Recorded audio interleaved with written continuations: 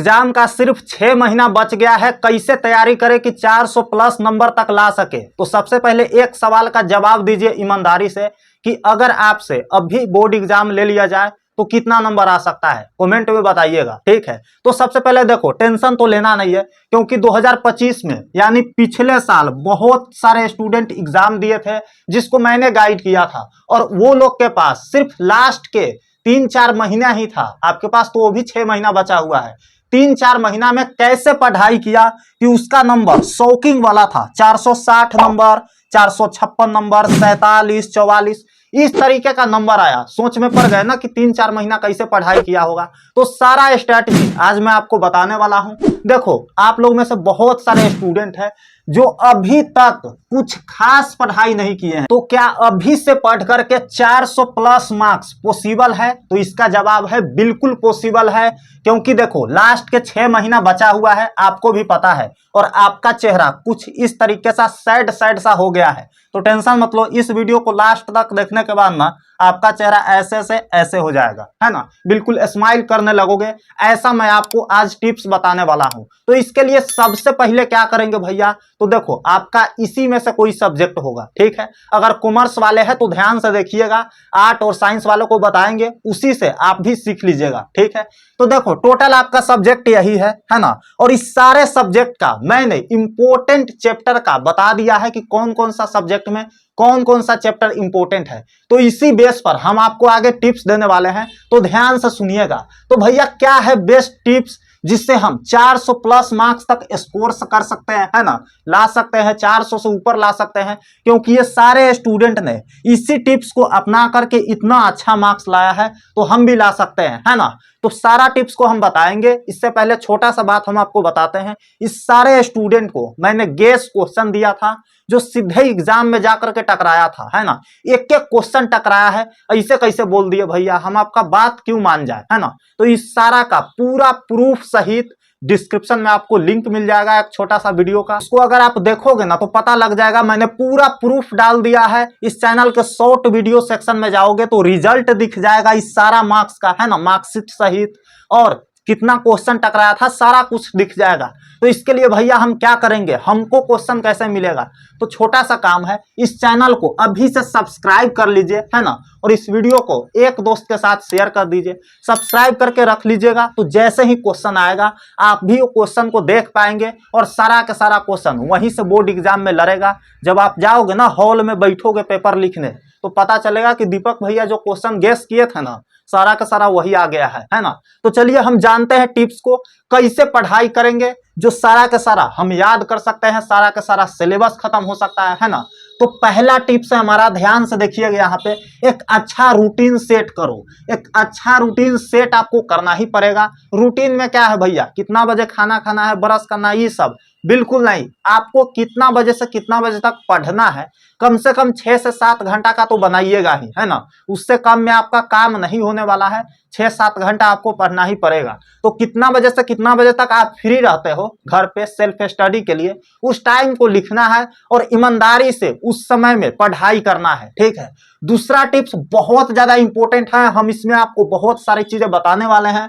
तो सभी सब्जेक्ट्स का मोस्ट इंपॉर्टेंट चैप्टर का एक लिस्ट बनाना है। लिस्ट क्या बनाना है भैया, तो आपको लिखना है, देखो यहाँ पे आपको लिखना है यहाँ पे फिजिक्स। ठीक है, अब फिजिक्स में 8 इंपॉर्टेंट चैप्टर है। वैसे तो चैप्टर है आपका 14-15 गो, है ना, लेकिन 8 गो इंपॉर्टेंट चैप्टर है। कैसे पता चलेगा भैया, तो इस वीडियो के लास्ट में हम आपको यहाँ पर प्लेलिस्ट उगा देंगे, उस पर क्लिक कीजिएगा ना तो सारा सब्जेक्ट का इंपॉर्टेंट चैप्टर वाला वीडियो खुल जाएगा। ठीक है, इस चैनल के प्लेलिस्ट में आप जाएंगे तो फर्स्ट प्लेलिस्ट ही होगा, वहां पे आपको दिख जाएगा, है ना। तो फिजिक्स में 8 इंपॉर्टेंट चैप्टर है जिससे बिहार बोर्ड सबसे ज्यादा क्वेश्चन पूछता है ना। तो उस 8 इंपॉर्टेंट चैप्टर का लिस्ट बनाना है। उसके बाद जो प्रोसेस करना है ना वो बहुत ज्यादा इंपॉर्टेंट है। अब आप लोग बोलोगे कि भैया लिस्ट बनाएंगे तभी होगा, नहीं बनाएंगे तो काम नहीं चलेगा। देखो लिस्ट बनाने से क्या होगा ना कि आपको पता लग जाएगा कि अच्छा ये चैप्टर को पढ़ना है, इससे ज्यादा सवाल पूछा जाता है, तो आपका पूरा फोकस उस चैप्टर पर रहेगा और सच में आप उस चैप्टर को समाप्त कर दोगे, है ना। दूसरा टिप्स हो गया हमारा, तीसरा पर आते हैं, वो सभी चैप्टर्स का वन शॉट वीडियो देखो। अब आप लिस्ट बना लिए हैं, मान लेते हैं पहला आपका चैप्टर फिजिक्स में इंपॉर्टेंट होगा, जो पहला ही चैप्टर है आपका इलेक्ट्रिक चार्ज एंड फील्ड, है ना। तब electric charge and field important chapter है, तो उसका क्या करना है। अब देखो इंपॉर्टेंट से क्या है भैया मतलब, तो इंपॉर्टेंट से मतलब है ना, उससे सबसे ज्यादा ऑब्जेक्टिव, सबसे ज्यादा 2 मार्क्स वाले, 5 मार्क्स वाले, सबसे ज्यादा क्वेश्चन पूछे जाते हैं, उसी चैप्टर को मैंने बताया है ना। तो वह चैप्टर इंपॉर्टेंट है, तो पहला चैप्टर मान लेते हैं। तो पहला चैप्टर का आपको क्या करना है, वन शॉट वीडियो लेक्चर देखना है। वन शॉट वीडियो लेक्चर से क्या मतलब है भैया, यूट्यूब पर जाकर सर्च करना है कि electric charge and field one shot video Bihar board, है ना। जो आपको वीडियो देखेगा, जिस टीचर को आपको समझ में आ रहा है उस टीचर का आप वीडियो खोलिए और एक अच्छा सा कॉपी पेन लेकर के टेबल पर बैठ जाइए। कोशिश कीजिएगा कि वहां से बेड वगैरह आपका दूर हो, है ना, नहीं तो पढ़ाई करने के वजह से सुताई करने लगोगे आप, है ना। तो पढ़ाई करना है और वन शॉट वीडियो खोल करके जो भी आपको समझ आए वहां से एक प्रॉपर नोट्स बनाना है। हम अगला सेक्शन में आपको वही बताएंगे। उसके बाद जो पॉइंट है हमारा, साथ में नोट्स एंड डाउट सोल्विंग करना है। नोट्स बनाते जाना है, जैसे जैसे आपको समझ में आ रहा है ना चैप्टर वन शॉट वीडियो से, ठीक है, वहां से आपको नोट्स बनाना है। अगर आप ऑफलाइन वगैरह पढ़ रहे हो तो नोट्स आपके पास होगा ही, है ना। तो जो भी डाउट है उसको सोल्व करना है वन शॉट वीडियो से, है ना। और डाउट को जैसे जैसे आप चैप्टर समाप्त करोगे वैसे वैसे सोल्व करते जाना है ना। एक भी डाउट नहीं रखना है। सोच करके देखो ना, फिजिक्स में आपको मान लेते हैं पहला चैप्टर में एक डाउट आप छोड़ दिए कि बाद में क्लियर करेंगे, वैसे वैसे आपका 5-6 सब्जेक्ट है ना, एक्स्ट्रा अगर लिए है तो सब में एक एक छोड़ते जाएंगे और चैप्टर बहुत सारा है, टॉपिक बहुत सारा है, तो आपके पास डाउट का एक भरमार हो जाएगा जो बहुत बड़ा बोझ आपके सर पे बन जाएगा। और डाउट से ही तो क्वेश्चन आता है ना, सिंपल वाला से तो पूछता ही नहीं है बिहार बोर्ड। तो डाउट आपको सोल्व करते जाना है, नोट्स बनाते जाना है। नोट्स का बहुत ज्यादा काम आएगा आपको लास्ट में, ठीक है। जो अगला पॉइंट है हमारा, चैप्टर खत्म होने के बाद तुरंत भाग कर आ जाओ। कहां भाग कर जाना है भैया, है ना, चैप्टर खत्म होते ही कहां हम भाग के जाएंगे।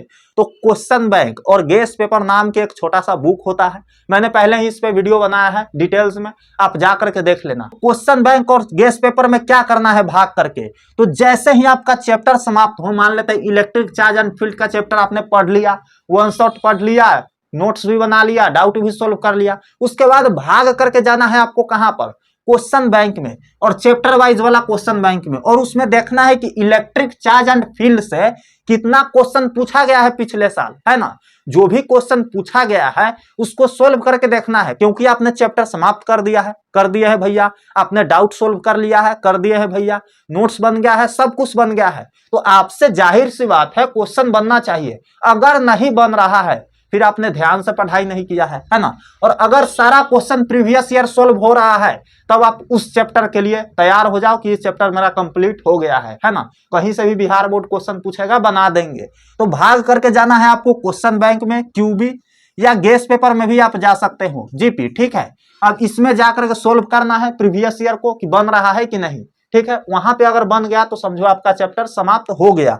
लास्ट जो है, इसके बाद भी मैं एक पॉइंट दूंगा आपको जो बहुत ज्यादा इंपॉर्टेंट है, वो अगर आप करोगे ना तो बहुत सारे स्टूडेंट जो आपके इतना ही पढ़ाई कर रहे हैं, आपसे ज्यादा भी कर रहे हैं ना, फिर भी उससे आप आगे निकल सकते हो नंबर के मामले में, है ना, और नॉलेज के मामले में भी। तो क्या है पॉइंट भैया, हम आपको बताएंगे। उससे पहले जान लेते हैं कि डेली स्टडी विद प्लानिंग, आपको रोज पढ़ना है और एक अच्छा सा प्लानिंग के साथ पढ़ना है। प्लानिंग क्या होता है भैया, तो आपको पता होना चाहिए कि 4 बजे से लेकर के 8 बजे तक हमको कोई नहीं जगा सकता है, कोई नहीं उठा सकता है स्टडी से, ठीक है।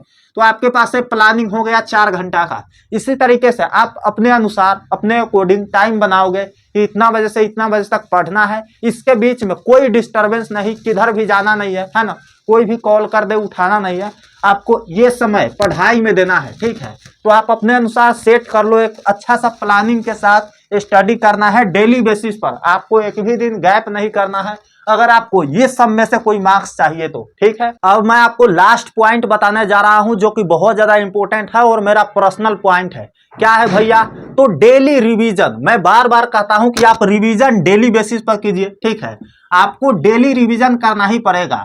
अगर आप डेली रिवीजन शुरू कर दिए ना मेरे भाई, तो डेली रिवीजन करने से क्या होगा पता है, आप बहुत सारे स्टूडेंट से आगे निकल जाएंगे। बहुत सारे स्टूडेंट बहुत सारा चीज पढ़ता है, लेकिन मजे की बात पता है क्या है, वो भूल जाता है। और अगर भूल गया तो पढ़ने का कोई फायदा ही नहीं है ना। जाकर के आप कितना भी पढ़े हो, एग्जाम में जाकर के आप लिखोगे नहीं तो मार्क्स थोड़ी मिलेगा, है ना। तो आपको डेली रिवीजन करना पड़ेगा। डेली रिवीजन कैसे करेंगे, तो जो भी पढ़े हैं प्लानिंग के साथ, हम बताए ना आपको डेली स्टडी विद प्लानिंग, रोज पढ़ना है प्लानिंग के साथ। तो जो भी पढ़े हैं उसको सोने से पहले रिवाइज करके सोएंगे, डेली बेसिस पर रिवीजन मारेंगे। अगर आप रिवीजन का सिलसिला जारी रखते हो ना, तो बहुत सारे स्टूडेंट से आप आगे निकल जाओगे, कम पढ़ाई करके भी, है ना।